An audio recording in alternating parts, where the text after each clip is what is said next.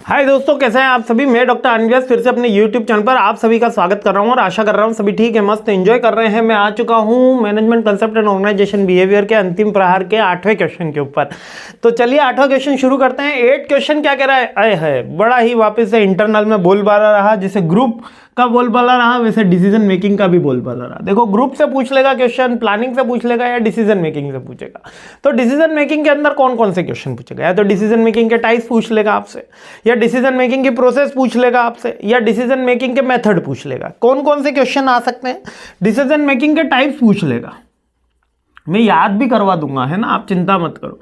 या decision making के method पूछ लेगा, या डिसीजन मेकिंग की प्रोसेस पूछ लेगा। जैसे हमने प्लानिंग की प्रोसेस देखी थी, इन तीन में से कोई डिसीजन से बाहर से क्वेश्चन नहीं आएगा। तो सबसे पहले टाइप, जैसे कि प्लानिंग के टाइप मैंने आपको क्या बताया था, जैसा प्लान होगा, जैसे ऑब्जेक्टिव के अकॉर्डिंग अपन प्लान करते हैं वैसे डिसीजन भी टाइप उसी के अकॉर्डिंग होते हैं। Strategic decision making, tactical decision making, है ना, short term decision making, long term decision making, आप कह सकते हो operation financial decision making, investment decision making, है ना, नॉन फाइनेंशियल डिसीजन मेकिंग।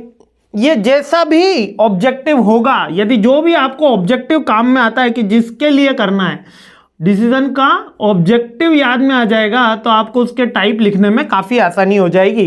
जैसे कि यहां पे कैसे दे रखा है, देखो program decision making, non program decision making, contingency, है ना, strategic decision making, tactical decision making, organisation decision making, major और minor decision making, short term long term decision making, individual और ग्रुप डिसीजन मेकिंग, यही है। Clear है। अब second इसके अंदर देखो, ये बात देखो मैंने कहा था ना याद हो जाएगा। प्रोसेस डिसीजन, जैसे अपन ने प्लानिंग की प्रोसेस याद करी है वैसे ही डिसीजन मेकिंग की भी प्रोसेस। सबसे पहले क्या करेंगे, ऑब्जेक्टिव को सेट करेंगे, फिर अल्टरनेटिव को चेक करेंगे, फिर अल्टरनेटिव कलेक्ट करेंगे, है ना, अल्टरनेटिव के ऑप्शन चेक करेंगे, फिर उनमें से बेस्ट अल्टरनेटिव चूज करेंगे, फिर उसको इंप्लीमेंट करेंगे, इंप्लीमेंट करने के बाद उसका फॉलोअप होगा। यही सारी चीजें इसके अंदर भी है। देखो आगे बढ़ता है। डिसीजन, आइडेंटिफाई डिसीजन, यानी कि ऑब्जेक्टिव, यानी कि अपन ने बेसिकली क्या करा, फिर इंफॉर्मेशन चेक करी, फिर अल्टरनेटिव चूज करे, फिर उनको अल्टरनेटिव को चेक करा। चेक करने के बाद अपन ने डिसीजन ले लिया, डिसीजन के बाद कि ये वाला डिसीजन लिया जाएगा, उसको फॉर्मुलेट किया गया, फिर उसका इंप्लीमेंटेशन हुआ, फिर फॉलोअप एक्टिविटी हुई और फिर हमने फॉलोअप में ही लर्निंग सीखे। क्लियर हो गया। देखो वही 5 पॉइंट है, केवल ऑथर क्या करता है, घुमा घुमा के पूछता रहता है, इसलिए अपन को कंफ्यूज नहीं होना, अपन को मुद्दे की बात रखनी है। ठीक है। अब टेक्निक्स क्या है, डिसीजन कैसे ले सकते हो, ये बहुत सिंपल है। या तो मैं पास्ट एक्सपीरियंस से डिसीजन ले सकता हूं, या मेरे फ्रेंड फैमिली सोसाइटी के सजेशन से डिसीजन ले सकता हूं, या स्टैटिक्स में जाओगे तो डेटा बेस्ड डिसीजन होगा, जिसमें हम कैसे डिसीजन लेंगे, हम मार्केट का एनालिसिस डिसीजन लेंगे, हम स्टैटिकल टूल्स यूज करेंगे, mean, mode, median, ANOVA testing, Z test, T test, वैसे डिसीजन ले सकते हैं।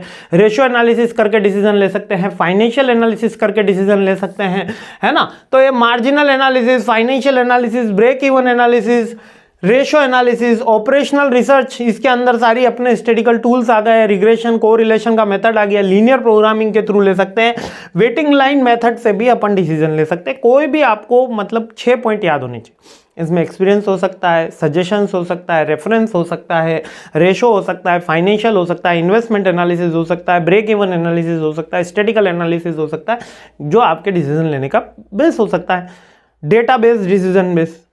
ठीक है, क्लियर है। तो ये बड़ा सा सिंपल सा क्वेश्चन है। देखो सारे क्वेश्चन है थोड़े से टीडियस, लेकिन अपनी लैंग्वेज आसान से अपन इसको आसानी से समझते हुए जा रहे हैं। तो चलिए आगे बढ़ते हैं, सीरीज आगे बढ़ाते हैं। जय हिंद।